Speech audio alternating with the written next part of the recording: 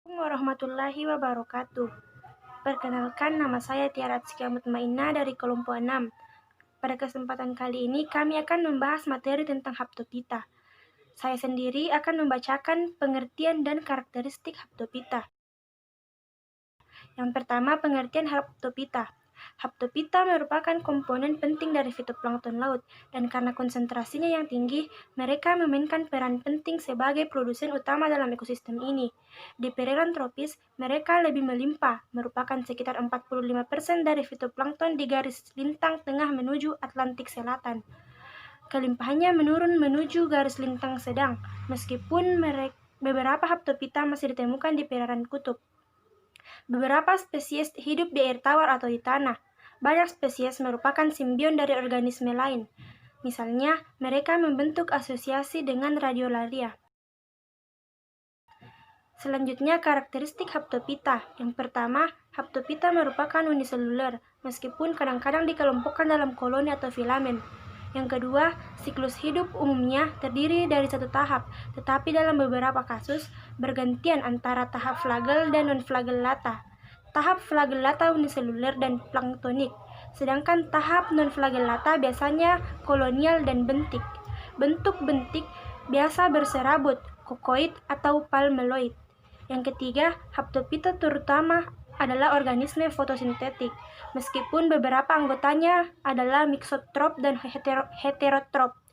Yang keempat, mereka sering memiliki satu organel yang disebut haptonema, yang secara dangkal mirip dengan flagel, tetapi berbeda dari itu dalam susunan dan penggunaan mikrotubulus. Yang kelima, haptopita umumnya memiliki 1 hingga 4 kloroplas diskoid, memanjang di setiap sel dengan pirenoid di tengah kloroplas atau sebagai tonjolan di satu sisi. Sekian, selanjutnya materi akan disampaikan oleh teman saya. Selanjutnya yaitu karakteristik haptopita. Yang pertama yaitu Primnesiobiceae, di mana permukaan sel tertutup sisik, flagela sama dan halus, dan bintik mata tidak pernah ada. Beberapa spesies menyajikan 2 tahap dalam siklus hidup mereka, bergantian tahap kolonial atau berserabut dengan flagellata lain. Kemudian yang kedua yaitu Pavlovopiceae, di mana permukaan sel tidak bersisik, flagela tidak rata, dan sering tertutup rambut. Beberapa spesies memiliki bintik mata.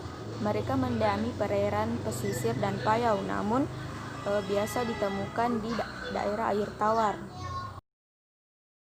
Selanjutnya yaitu asal.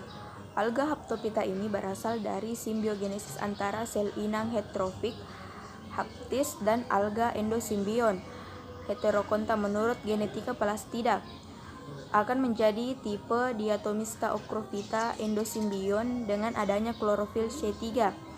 Inilah sebabnya mengapa haptopita dan ocrophytes memiliki banyak kesamaan, karena mereka berbagi kehadiran klorofil A, C1, C2, C3, dan beta karoten sebagai diatoksantin dan fukosantin, selain memiliki afinitas dalam struktur tilakoid. Oke, baiklah. Selanjutnya saya akan melanjutkan hasil presentasi yang teman saya bawakan, yaitu habitat. Ya, sebagian besar spesies haptopita ya ditemukan di laut, yang ditemukan hidup di lautan bagian pesisir. Ya, beberapa spesies lain seperti Diacronema fickeanum dan Primnesium parvum dapat tumbuh subur di kolam, di danau, dan cekungan sungai dengan kadar salinitas sedikit lebih tinggi. Ya, hanya 15 spesies yang dilaporkan dapat hidup di perairan air tawar seperti Hymenomonas roseola, ya, beberapa Primnesium dan Cricoschromolina. Ya, selanjutnya yaitu reproduksi. Ya, reproduksi Haplopites ya dilakukan secara seksual dan aseksual. Reproduksi seksual ya dilakukan secara sigami, sedangkan reproduksi aseksual ya dapat dilakukan dengan pembelahan mitosis dan meiosis. Ya, salah satu contoh reproduksinya yaitu pada Phaeocystis. Ya, siklus hidupnya terbagi menjadi fase motil. atau makrofagellata dan non-motil palmeloid. Ya, makrofagellata akan membentuk koloni muda hingga besar secara mitosis. Ya, koloni kemudian bermeiosis membentuk mikrofagellata atau jantan dan makrofagellata atau betina yang bersifat haploid. Ya, dapat juga bereproduksi secara sigami membentuk sel makrofagellata. Assalamualaikum warahmatullahi wabarakatuh. Perkenalkan, nama saya Ali Akbar Firdaus Yusran. Saya akan melanjutkan materi yang sebelumnya telah dibawakan teman saya, yaitu filogeni. Haptophyta merupakan anggota Chromalpheolata. Chromalpheolata sendiri adalah subkelas eukariot yang pertama kali diusulkan oleh Thomas Cavalier Smith sebagai penyempurnaan dari kerajaan Krimista pada tahun 1981. Chromalpheolata terdiri dari Heterochromita, Haptophyta, Cryptophyta, Alveolata, Dinoflagellata, Apicomplexa, dan Ciliophora. Haptophyta dalam filogeni memisah dari filum lainnya karena Haptophyta memiliki struktur ciri khusus, yaitu haptonema. Setiap subkelompok utama pada subgrup Chromalpheolata memiliki karakteristik unik, seperti alveoli dari Alveolata, haptonema dari Haptophyta, ejectisome dari Cryptophyta, dan dua flagella berbeda dari Heterochromita. Ciri-ciri umum morfologi pada subgrup Chromalpheolata adalah terdapat selulosa di sebagian besar dinding sel dan memiliki asal-usul kloroplas bersama.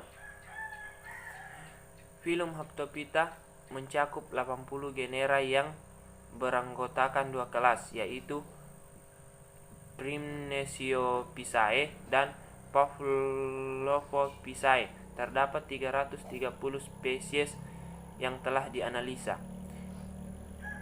Primnesiopisae memiliki sekitar 76 genera dan 318 spesies. Pavlovopisae memiliki 4 genera dan 13 spesies. Anggotanya sering membentuk komponen penting plankton, lautan, dan pesisir, serta beberapa spesies diketahui membentuk bunga dan beberapa beracun. Keragaman Haptophyta mungkin memuncak di masa lalu, seperti yang didokumentasikan dalam catatan fosil kokolit yang meluas hingga akhir 225 jutaan tahun yang lalu. Selanjutnya, peranan Haptophyta. Secara luas, Haptophyta digunakan sebagai bioindikator dalam industri minyak dan kontributor batu kapur di dasar laut sekitar 25%. Hal tersebut dikarenakan Haptophyta mengandung CaCO3. Coccolithophores adalah beberapa fitoplankton laut yang paling banyak, terutama di laut terbuka, dan sangat berlimpah sebagai mikroalga pada seluruh wilayah perairan laut. Sebagai fitoplankton, Coccolithophores berkontribusi sebagai produksi primer dan ekspor bahan organik ke laut dalam. Haptophyta juga memiliki dampak negatif terhadap lingkungan. Contohnya adalah Chrysocormulina dan Primnesium secara periodik dapat meracuni laut. Blooming Phaeocystis dapat menghasilkan busa yang tidak menyenangkan yang sering menumpuk di pantai. Selain itu, produksi DMS oleh Haptophyta non-kokolit yang telah dianalisis dapat menyebabkan terjadinya hujan asam. Potensi ekonomi yang dapat dimanfaatkan dengan adanya kelompok Haptophyta adalah spesies Pavlova dan Lutheridan Isochryssis sp. dalam industri aquacultur untuk memberi makan larva tiram dan udang. Mereka mengandung sejumlah besar asam lemak tak jenuh ganda seperti asam docosahexaeonic atau DHA, asam stearidonik, dan asam alpha-linolenat. Kemampuan Haptophyta dalam melakukan fotosintesis dengan adanya pigmen klorofil di dalam selnya mampu menghasilkan biomassa yang mengandung protein, karbohidrat, lipid, dan senyawa bioaktif yang kemudian dapat dimanfaatkan untuk industri aquaculture. Sekian pemaparan materi dari kelompok saya. Assalamualaikum warahmatullahi wabarakatuh.